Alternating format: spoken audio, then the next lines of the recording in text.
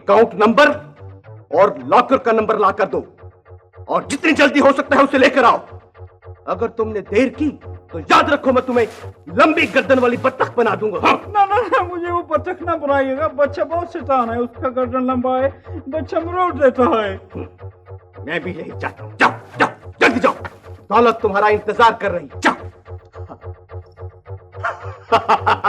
अबे बेवकूफ चार्ली मामू, तू जरूर लॉकेट लेकर आएगा और मैं सामरी के दरबार में जरूर मुलाजमत पर बहाल हो जाऊंगा।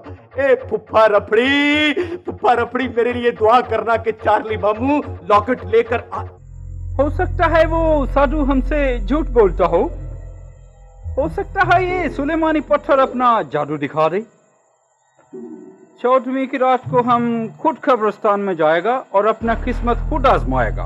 हो सकता है नोटों का बारिश शुरू हो जाए।